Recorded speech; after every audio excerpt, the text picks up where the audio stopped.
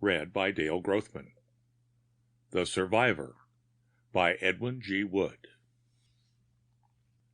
As the two men lay on the sand that night, it seemed to John Binns that he could reach up over his head and pluck a handful of the coldly glittering stars, so near did they seem.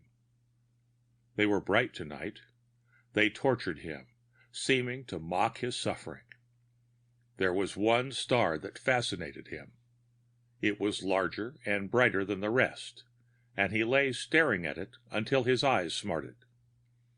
He licked his dry lips, running his tongue between them, and cringing at the file-like rasp.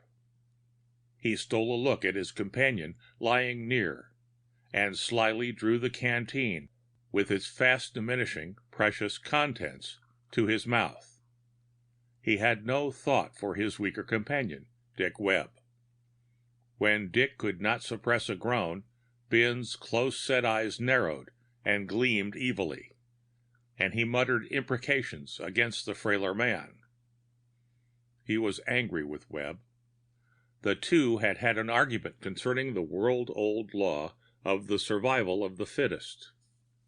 He had contended that the law among men had held the same as it did among the brute creation. The strong survived, the weak perished. Didn't all the big animals prey on the smaller ones? Of course. Webb pointed out that brains were far superior to brute strength, and that brute strength frequently defeated its own purpose. His argument had been convincing enough to arouse the ire of Binns. He knew that Webb was his superior so far as intellect went, and it angered him. Well, he'd show the weakling that there was another way of taking care of yourself besides using physical strength. There was a fox-like cunning that didn't require the brains that Webb seemed to think he had, either.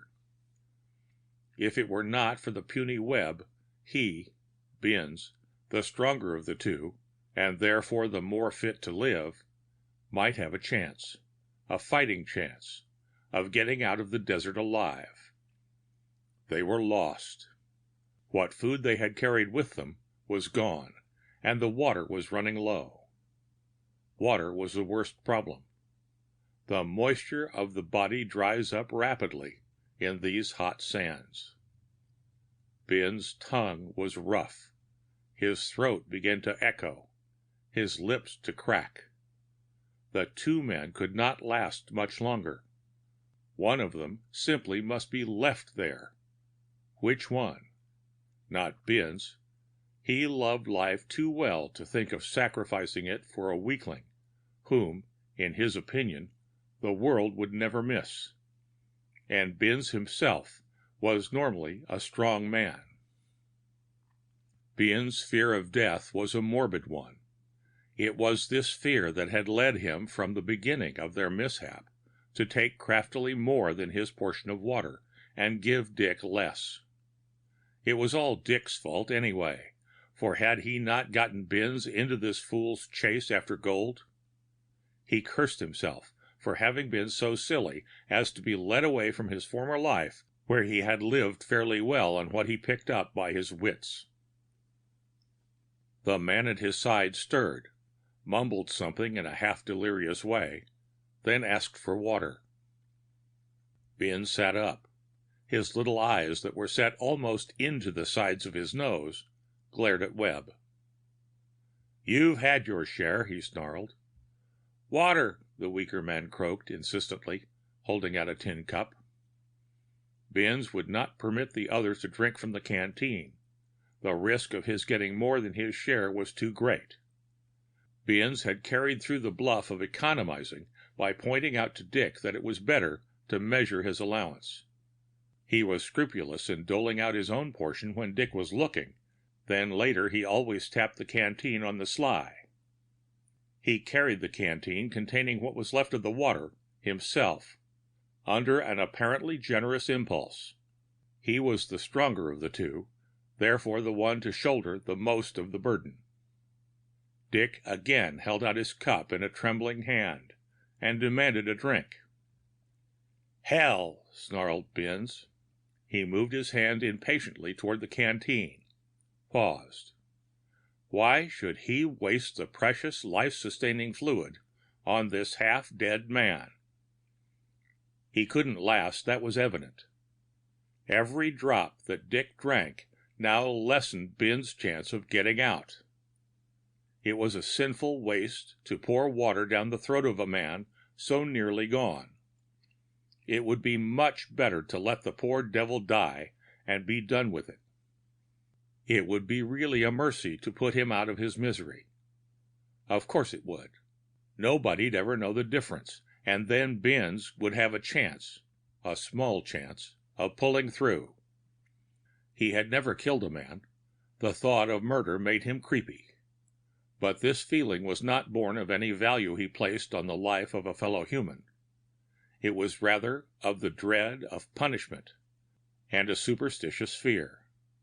He had heard of men who had taken life, being ever after unable to sleep, the victim being always present in the slayer's imagination. All rot, of course, but the thought made his scalp prickle. But this would not be murder. It would simply be the old law of self-preservation. Dick was becoming impatient in his demand for water. "You haven't been playing fair, you swindling thief!" he finally cried out in a weak voice. At the thought of his having been discovered, Ben's anger flared up, as though the accusation had been unjust. Hate filled him, and his hand moved back, shot forward. A spurt of flame leaped out, and the pleading Dick slumped to the sand. Ben's, deathly sick now, mopped his face with a shaking hand and stood staring dazedly at the thing on the ground. Then he backed away. "God," he muttered as he looked in fascination at the huddled form.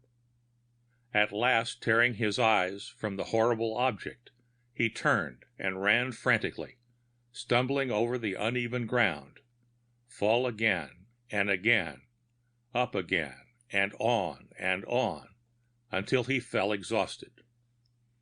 He lay panting for some time, he did not know how long, with eyes wide open. After a while he began to doze fitfully, only to awaken each time with a start, for the figure with the cup was always before him. He enacted the scene time and again, the pleading man, the flash of the gun, the slow sinking to the ground of his companion. At last he became calmer, got up, and started on again. He hadn't any idea which way he'd been running. It might have been in a circle. That would never do. He must find something to go by. There was that bright star over there, the one that had fascinated him so, hanging above the horizon. If he kept toward that, he would at least keep a general course. Good old star. He'd follow it as long as it shone. He staggered on. If only he could get rid of that infernal thing before his eyes, that huddled thing on the ground. But wouldn't he have been a fool to give away the water? Wouldn't he? He had as good a right to his life as any other fellow. Sure. A better right than that thing he had left back there. It would have died anyway. He stopped and stared, beginning to sweat. The faint shadows cut by the sand dunes assumed grotesque shapes. One of the smaller sand heaps looked like that thing. He leaned forward, peering intently. He could have sworn it moved. He laughed aloud. He was a fool to get the jumps that way. Then he stumbled again. In his horror he had forgotten to drink, although his throat was torturing him. He imagined another one of those damnable shapes moved. He went forward and kicked at it savagely. He went on again, staggering, half delirious, and growing weak in the knees. Suddenly he again stopped and stared. Still another shape. Well, he wouldn't be fooled this time. He staggered forward to kick it. The thing sat up and held out that intolerable cup. Binns plunged forward and fell on his face. The shape crawled to his side, fell over him, searching for the canteen, finally found it, raised it to its lips and sucked at the contents, then tried feebly to turn the fallen Binns over to pour the few remaining drops of water down his throat. At daylight, a party of men found two bodies lying on the sand. A man stooped over one of them. "This here guy," he said, "is breathing yet. Looks like he's been burnt by a bullet side of his head. Ain't nothing much the matter but starvation, though. Reckon we can bring him round all right. What about the other one, Bill?" Bill turned the other body over, face up. The two close-set little eyes stared up at the sky, which they did not see. "Couldn't be any deader," announced Bill. "It's funny, too," he went on musingly, "that this guy should be the first to peter out. He's a whole lot huskier than the other one." The end of The Survivor by Edwin G. Wood.